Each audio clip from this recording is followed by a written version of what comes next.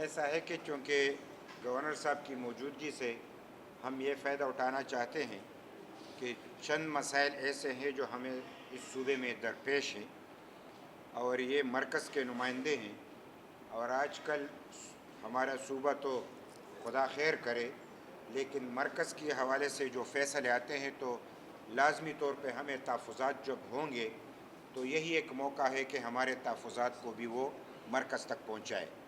ایک تو یہ کہ آپریشن استحکام پاکستان کے حوالے سے جو فیصلہ ہوا، ہمیں ان پہ شدید تحفظات ہیں۔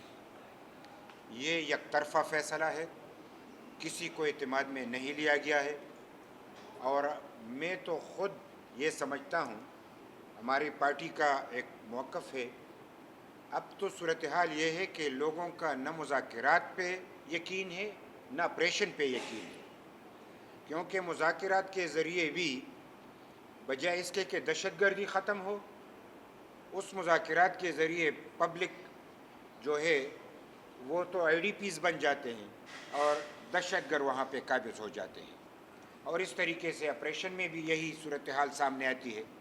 تو ہم سمجھتے ہیں کہ جب بھی کوئی ایسا قدم اٹھانا ہو تو پارلیمنٹ کو صوبائی اسمبلی سمیت مرکزی قومی اسمبلی، سینٹ اور اسٹیک ہولڈرز سب کو اعتماد میں لے کے ایسے فیصلے کیے جائے۔ یہ ایک میٹنگ میں بیٹھ کے کبھی آپریشن کی بات کرنا، کبھی مذاکرات کی بات کرنا، ابھی تک تو وہ بھی معلوم نہیں ہے کہ جنرل فیض صاحب نے جو مذاکرات کیے وہ کس کے کہنے پہ کیے۔ 40,000 جو دہشت گرد یہاں پہ آئے تو کس کے کہنے پہ آئے، اور دہشت گردی کسی حد تک تم گئی تھی، اس کو دوبارہ ہوا دیا گیا اور دہشت گردوں کو ری آرگنائز کیا گیا، یہ کس نے کیا؟ ابھی تک تو اس کے ان کو پکڑا نہیں گیا، تحقیقات کی نہیں گئی، ہمیں معلومات نہیں ہے۔ جس کے ذریعے سے دہشت گردی میں اضافہ ہوا وہ تو کلم کلا پھر رہے ہیں، تو بجائے اس کے کہ دہشت گردی بھی وہ لائے، اب آپریشن بھی وہ کرے اور نقصان عوام کو اٹھانا پڑے، یہ کیسے ہو سکتا ہے؟ لہٰذا جب تک ہمارے تحفظات ختم نہیں ہوتے تو اس فیصلے کو ہم نہیں مانتے، اور یہ اس پہ عمل نہیں ہونا چاہیے۔ مزید یہ کہ یہ مزید بگاڑ پیدا ہو، یہ کسی طور نہیں ہونی چاہیے۔ نیشنل الیکشن پلان کے حوالے سے جب بھی ان کو ضرورت پڑتی ہے تو یہ ان کو یاد آ جاتا ہے۔ 20 نکاتی ایجنڈا ہے جو کہ ہمیں آرمی پبلک اسکول کے بچوں کی خون کی مرہونی منت ہے کہ ہمیں ملا، اور اس میں سے صرف ایک نقطے پہ انہوں نے عمل کیا، اگر آپ کو یاد ہو، وہ بھی فوجی جو ہمارے عدالتیں تھی اس کے حوالے سے عمل ہوا، باقی 19 نکات پہ کوئی عمل نہیں ہوا۔ تو کیا ایک نقطہ اس میں تھا؟ 19 نکات نہیں تھے، تو اس پہ آج تک عمل کیوں نہیں ہوا؟ یہ بھی ہمیں اعتماد میں لیا جائے۔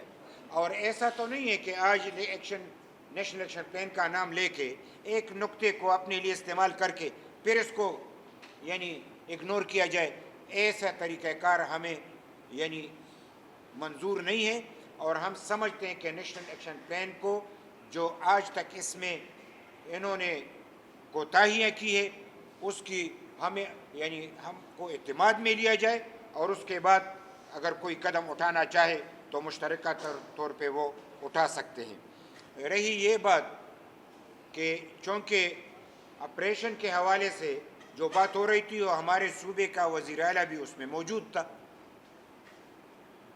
تو چاہیے تھا کہ وہ کہہ دیتے کہ بھائی اسٹیک ہولڈرز کو اعتماد میں نہیں لیا گیا، صوبے کو اعتماد میں نہیں لیا گیا، اور پھر اس پہ ستم ظریفی یہ کہ یہ پی ٹی آئی کا صوبائی صدر بھی ہے، وزیر اعلیٰ بھی ہے، تو پارٹی کی نمائندگی بھی وہ کر رہا تھا، صوبے کی نمائندگی بھی وہ کر رہا تھا، اور اس نے وہاں پہ آپریشن کی حمایت کر دی، اور پھر قومی اسمبلی میں پی ٹی آئی نے زمین اور آسمان کو ملایا کہ ہم نہیں مانتے۔ تو اگر تم نہیں مانتے تو کہہ دو کہ وزیر اعلیٰ نے غلط کیا ہے، تو وزیر اعلیٰ کو تو وہاں پہ بیچ کے اندرونی خانہ تعلق بناتے ہو، اور اوپر سے دونوں ایک ہی وقت میں دو باتیں کرنا، یہ کسی طور مناسب نہیں ہے۔ پی ٹی آئی کو چاہیے کہ وہ قوم کے حوالے سے درست فیصلے کرے، بجائے اس کے کہ وہ صرف ایک ہی بات پہ کہ جیل میں ان کا رہنما گرفتار ہے تو اس کو کس طریقے سے رہا کیا جائے۔ چاہے ملک کا اینٹ سے اینٹ بچ جائے، لیکن وہ اس میں سنجیدہ نہیں ہے کہ یہاں پہ دہشت گردی کا خاتمہ ہو۔ اب بھی کچھ اطلاعات ایسے ہیں، اور وہ اطلاعات یہ ہیں کہ اپر دیر اور لوور دیر میں کچھ ایسے واقعات ہوئے ہیں، اور تقریباً 3 ہیلی کاپٹر گن شپ کل اور رات کو استعمال کیے گئے ہیں۔ تو ہم اس حوالے سے بھی یہ کہ ہمیں اعتماد میں لیا جائے اور حالات کو مزید نہ بگاڑا جائے، اور دہشت گردی تو سارے صوبے میں بالکل پھیل چکی ہے، بتہ خوری ہے، ٹارگٹ کلنگ ہے۔ تو ہم گورنر صاحب کے موجودگی سے یہ فائدہ اٹھانا چاہتے کہ ان کو تو معلومات ہوگی، لیکن ایک عوامی نیشنل پارٹی کے جو تحفظات ہیں ہم ان کے سامنے رکھ کے کہ اس طریقے سے مرکز سے یہ بات کی جائے۔ ہمارا تو جو ایمل ولی خان صاحب ہے، آپ لوگ تو آج کل سن رہے ہیں سینٹ میں ان سے جو کچھ ہو رہا ہے، وہ کھل کے بات کر رہا ہے، اور اس پہ جو آپریشن استحکام پاکستان ہے، اس حوالے سے بھی کل ایمل ولی خان صاحب کا پالیسی بیان آ بھی چکا ہے۔ تو ہم یہ سمجھتے ہیں کہ گورنرز کا یہاں پہ خیبر پختونخوا میں بہت مسئلہ ہے۔ ایسا نہیں ہے کہ گورنر صاحب سامنے بیٹھے ہیں، لیکن چونکہ گورنر صاحب کو ہم گورنرشپ سے پہلے جانتے ہیں، وہ ایک پارٹی کا ایک فعال شخصیت ہیں اور تھے، ان سے بڑا واسطہ پڑا ہے، شرافت بھی ہے، بات بھی طریقے سے کرتا ہے، ایشو کو بھی طریقے سے اٹھاتا ہے۔ مجھے وزیر اعلیٰ سے کوئی تعلق نہیں رہا، نہ میرا ان سے کوئی پہچان ہے، لیکن جو ایکشن ان کا ہے وہ بولتا ہے کہ ان کی ایکشن کچھ ایسی ہے کہ بجلی کی بات آئی تو اس نے کہا کہ میں بٹن دباؤں گا۔ تو کدھر بٹن دبایا؟ الٹا بٹن دبایا۔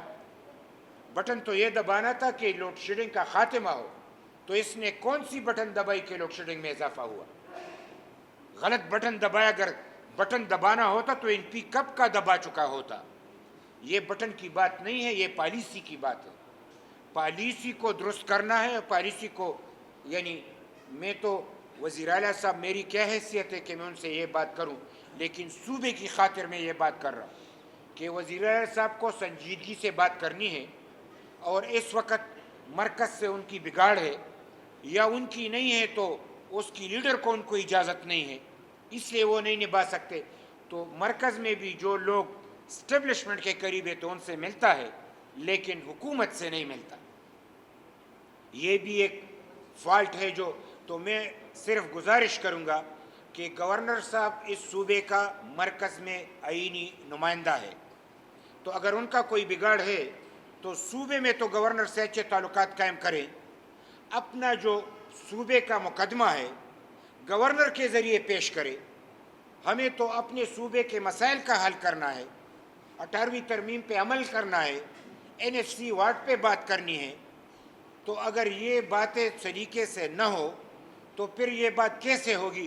تو ہم تو چاہتے ہیں کہ گورنر صاحب اور وزیر اعلیٰ صاحب کی چپ کلش نہ ہو، بلکہ ان کے اچھے تعلقات ہی اس صوبے کے مسائل کو حل بھی کر سکتا ہے اور مشکلات سے ہم نکل بھی سکتے ہیں۔